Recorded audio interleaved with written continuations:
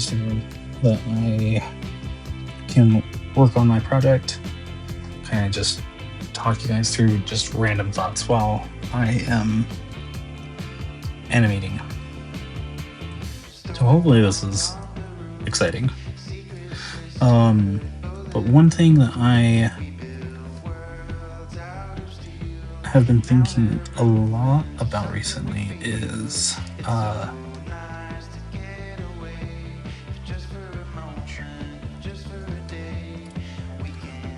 just kind of self-doubt. I'm on the motivational Instagram. So a lot of you can do it, only you can do it, all that fun stuff. It's stuff that one I do need to hear, but also it's always easier said than done. And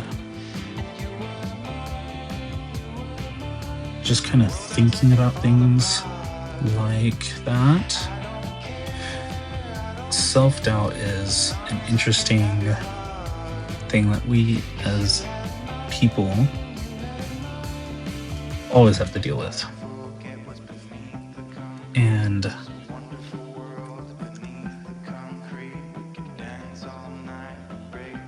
no matter who you are or what you do, everybody faces self-doubt. It is a universal concept like death and taxes. And so with that comes the idea of what do people do to overcome self-doubt and fear. There's lots of different things that people can do to kind of figure out how to overcome it. But I do think that when it really comes down to it, it's different for everybody. And self-doubt never ever goes away. And so at some point you got to figure out what works for you and what you can do to kind of mediate the negative effects of self-doubt, of fear, of just all of that negative energy that people deal with. Because like a lot of those motivational podcasts like to, or not podcasts, but videos like to sell you is you are the only you and no one is you. And if everybody stopped to completely mitigate risk from their life and from dealing with different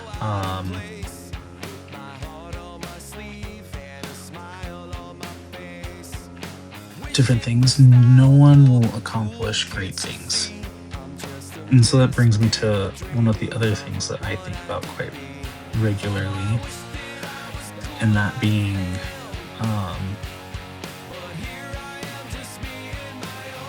risk-taking in general. Living this life is a risk. Having that stable income job is a risk. Seeing or doing even entrepreneurship is also a risk. And so kind of overcoming, maybe not overcoming, but finding yourself in a position where you are able to mitigate the negative effects of risk, by a lot. What is stopping you from taking the risk? Why don't we just take risks more? Because people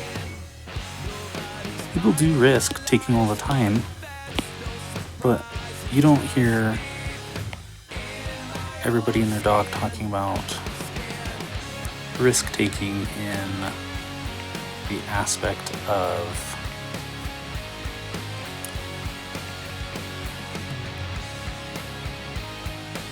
building your life. Because really, if you really consider it, or even think about it, it wasn't, even with the Industrial Revolution, like, it wasn't really until like the 40s, 50s, 60s when stable income jobs really became something that people like really wanted. And so with that in consideration, how did these people survive in the past?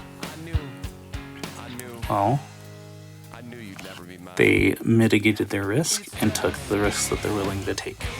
You weigh the positives and the negatives, and you figure out where you are currently at and what you can currently do with what you have currently,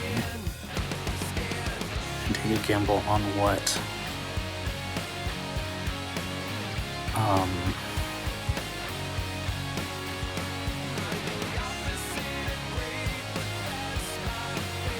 take a gamble with what you want, basically. I'm lucky enough to be in a position, because after graduating college, I have tried to score the quote-unquote stable jobs. I did animation and game development in college. I focused at the time mostly in the games, and I spent 3 years just trying to get a job in the industry. I've picked up teaching game development. I've tried the indie studio path. I have done all of these different things, but nothing has stuck yet. And luckily enough, I have a wife who is very supporting and loves me and believes in me. She managed to find the quote-unquote stable job that we were needing. So I have this chance to be home with the kids and no work on my dreams. And so that's why I'm here. And I don't want to waste this opportunity, you know? Because it is an opportunity that I get to take and get to try my hand at. And so that is one thing that is constantly on the forefront of my mind. And it's something that I have to consider always for everything that I'm doing. And so with that, just kind of comes the thought process again that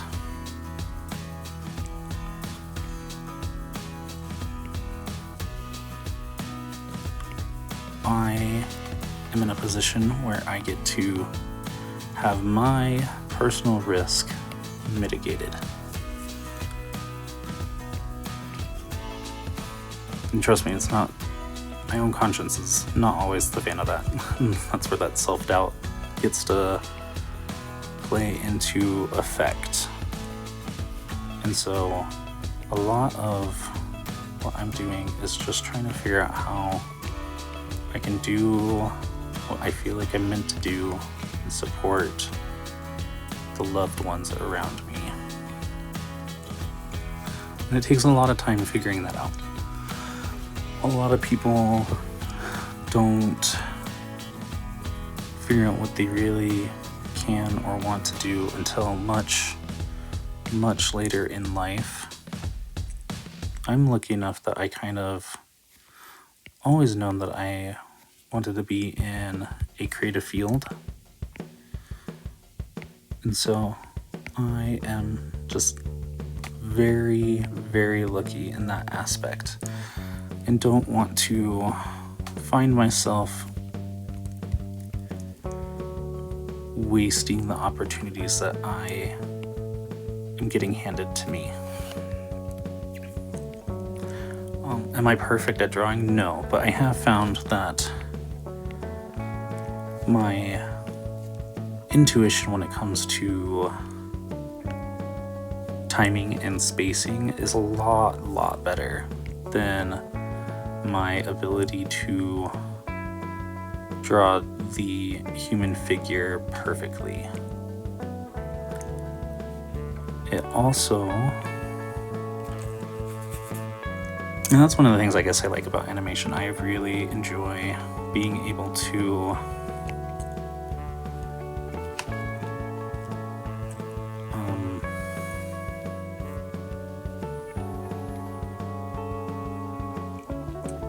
what's the word I'm looking for? I really like the opportunity that I have to be able to work on a craft, even though it's not the one that I was originally wanting to do my entire life. I am very lucky to know and get to do things that I do get to enjoy.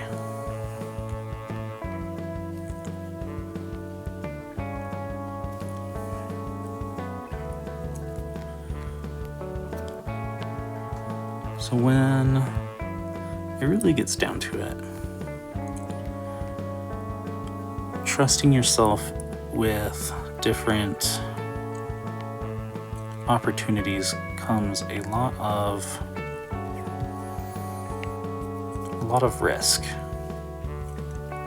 And all we can do is kind of try to mitigate said risk as much as possible so that we can, one, do all the things that we are wanting to do, and two, be able to see the fruits of our labors in a meaningful way.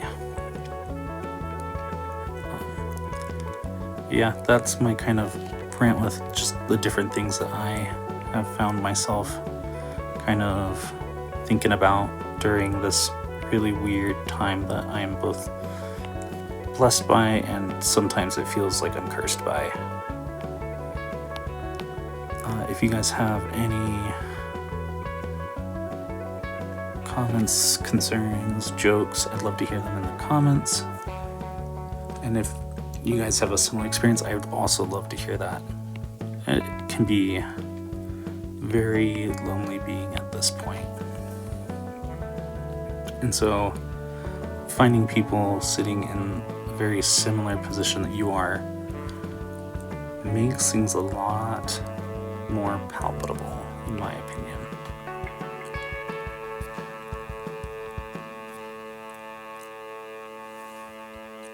But yeah, thanks for kind of just joining me as I figure out the character design of my character and start the process of animating her. I'll do one quick play before closing out.